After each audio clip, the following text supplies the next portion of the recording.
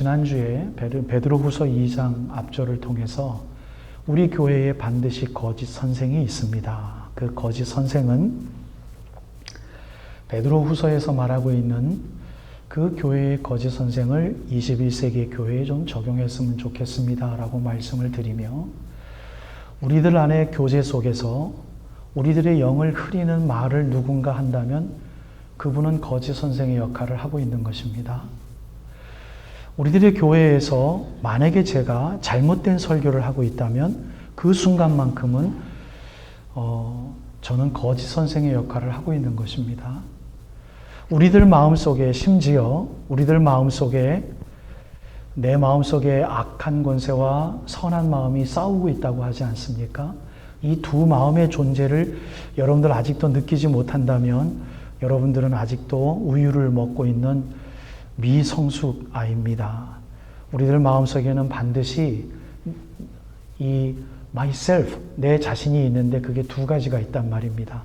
나쁜 생각을 하고 있고 나쁜 말을 하고 있는 것. 그것을 우리가 발견할 줄 알아야 돼요. 그게 하나님 나라이기 때문입니다. 하나님이 주신 믿음이 있기 때문에 그거를 아는 것뿐이에요. 그 하나님의 나라의 믿음의 모습이 아직도 없다면 여러분 그것 위해서 기도하셔야 되고 창피하셔야만 합니다. 그리고 악한 마음이 또 나에게 있기 때문에 선한 마음을 가지고 있는 것, 그것까지 안 해도 돼 라고 생각하는 악한 마음을 선한 마음과 내가 동시에 깨달아 할 수 있다면 여러분 어느 정도는 우리는 좀 질겅거리는 좀 질긴 음식을 먹을 수 있어야만 합니다. 먹을 때 힘이 들지만 놓치지 마시고요. 포기하지 마시고 계속 질긴 음식을 잡수시기를 바랍니다. 공부를 많이 하셔야 더욱더 질긴 음식을 먹을 때 하나님께서 이 기쁨이 이거구나라고 비로소 깨달을 수가 있기 때문입니다.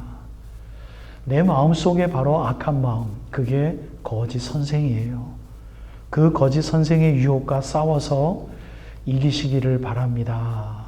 라고 하나의 큰 예를 들어 탐심으로 지어낸 말을 내가 내 마음속에 고집으로 가질 수 있습니다. 라는 적용된 말씀을 여러분들에게 어떤 의미에서는 결론 삼아 말씀을 드렸습니다.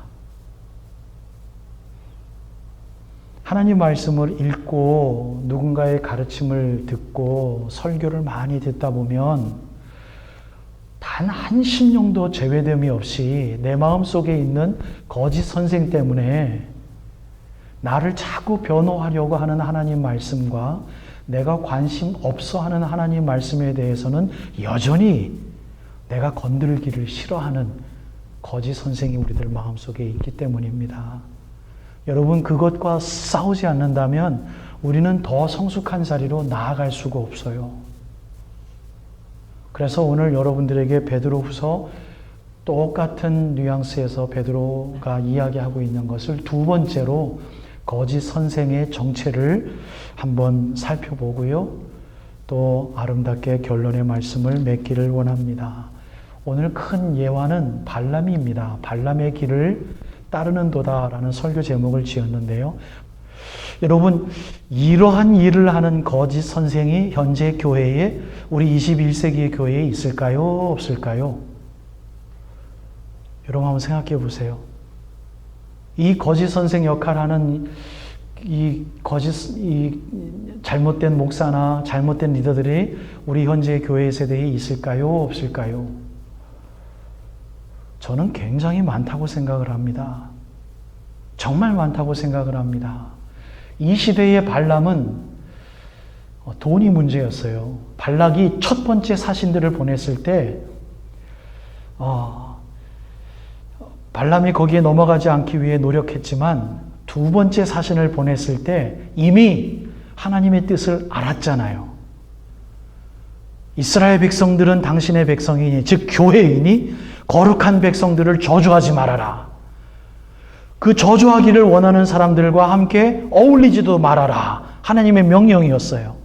그런데 알았는데 하나님이 혹 뭐라고 말할까 내가 또 물어볼까 하노라 라고 몇 번이나 했습니까?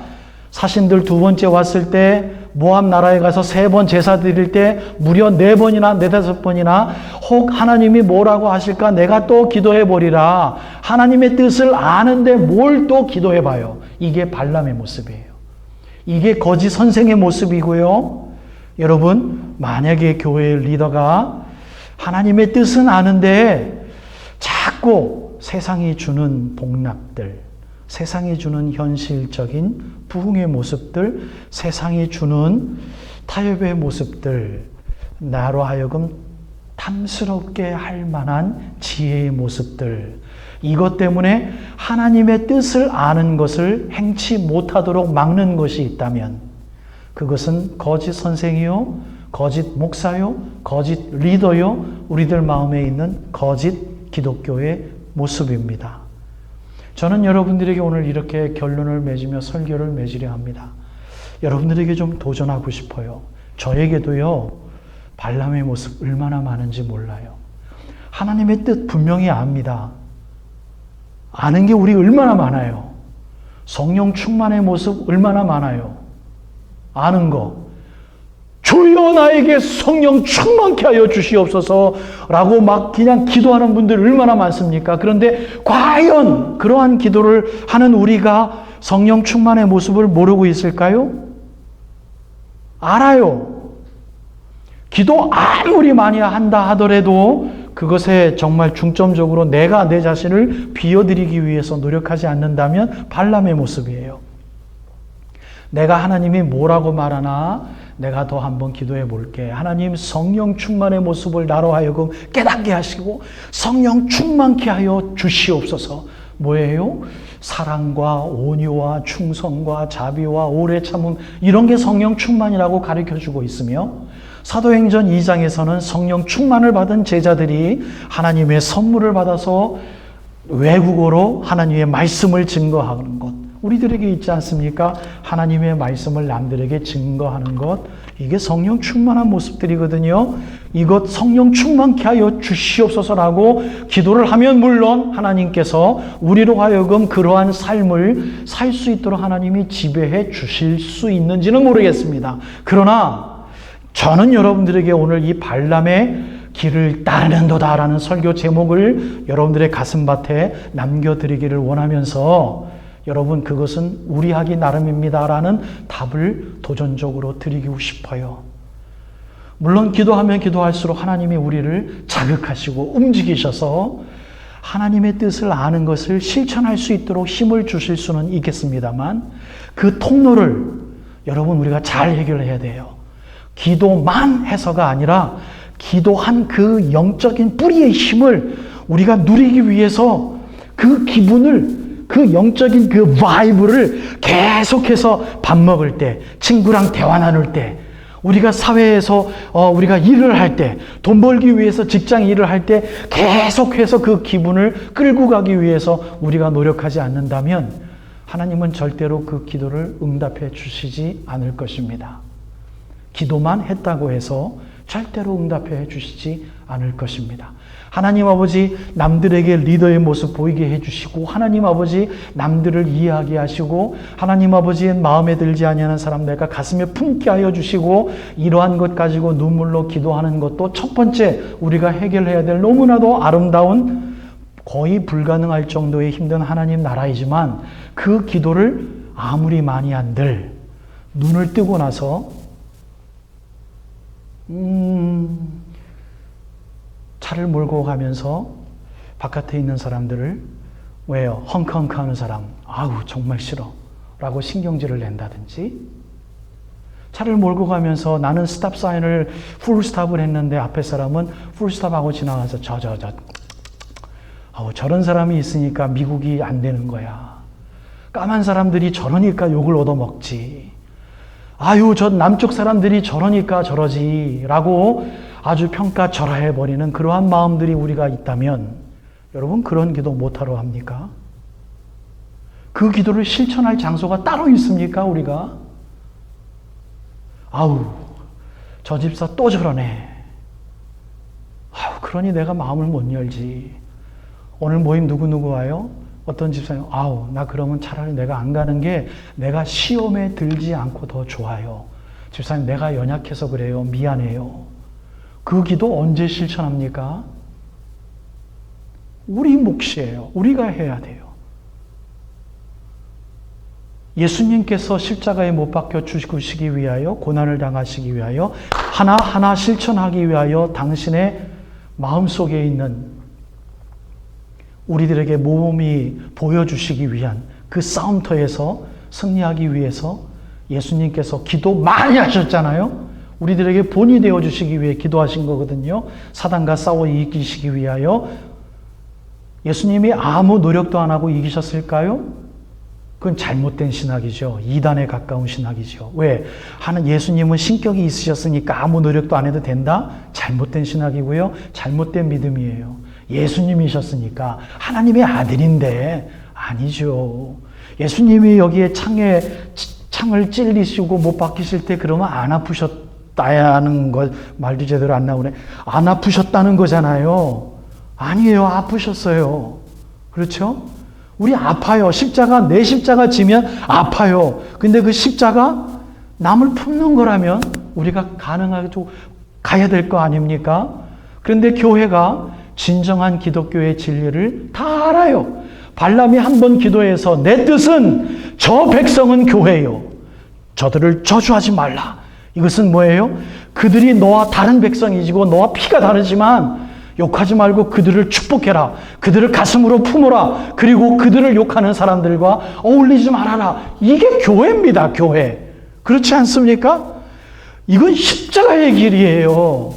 우리들 24시간 속에 이것을 품고 살아야 될 게 얼마나 많습니까? 하나님의 뜻을 여러분들 또 알기 위해서 사실은 공부할 필요가 뭐가 있겠어요? 여러분 그 뜻을 품기 위하여 발람의 길을 가지 않기를 축복을 드립니다. 오늘 본문 20절 말씀엔 분명히 이렇게 이야기합니다.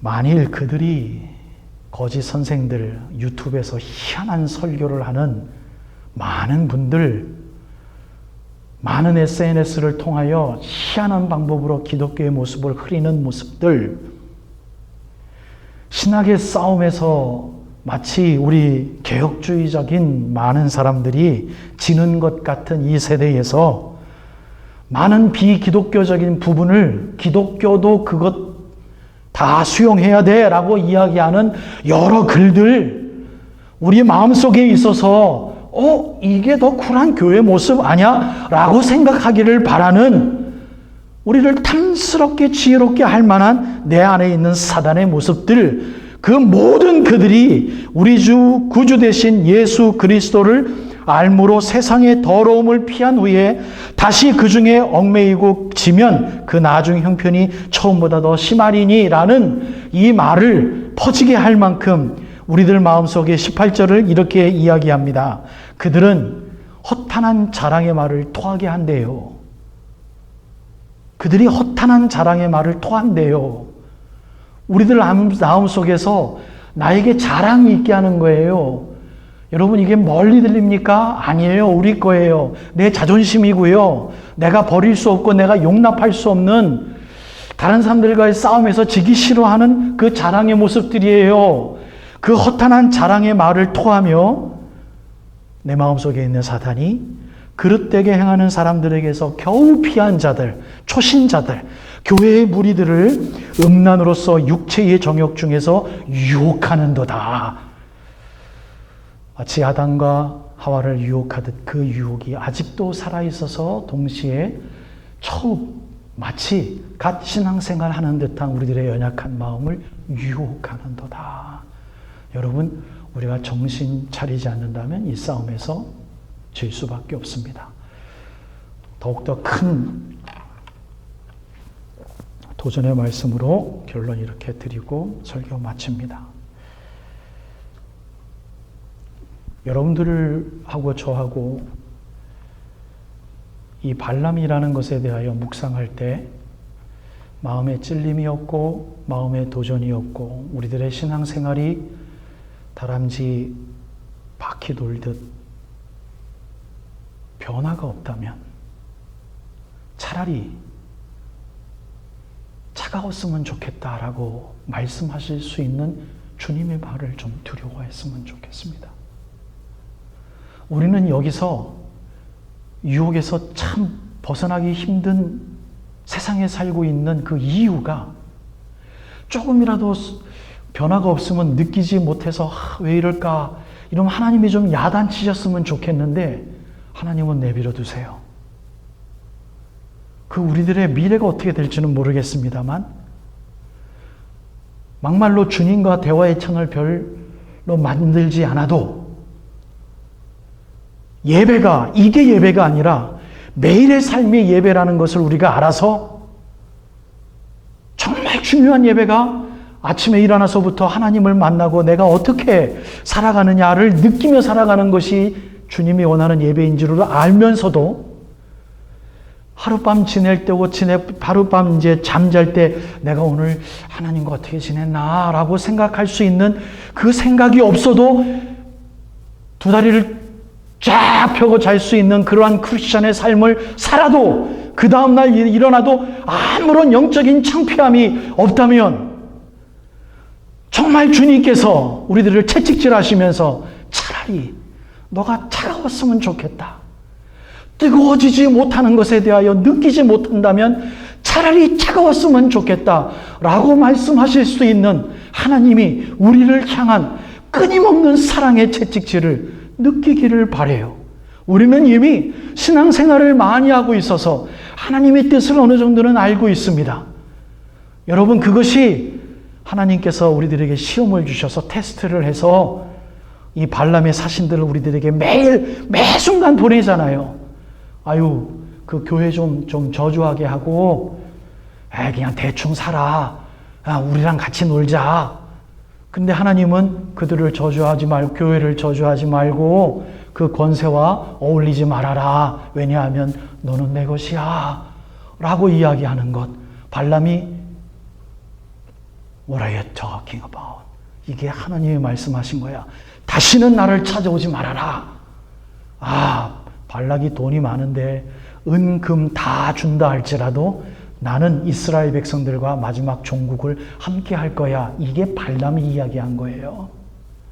은, 금 네가 갖고 있는 거 다 줘도 나는 이스라엘 백성들과 종국을 같이 할 거야. 이 말을 한 발람이에요.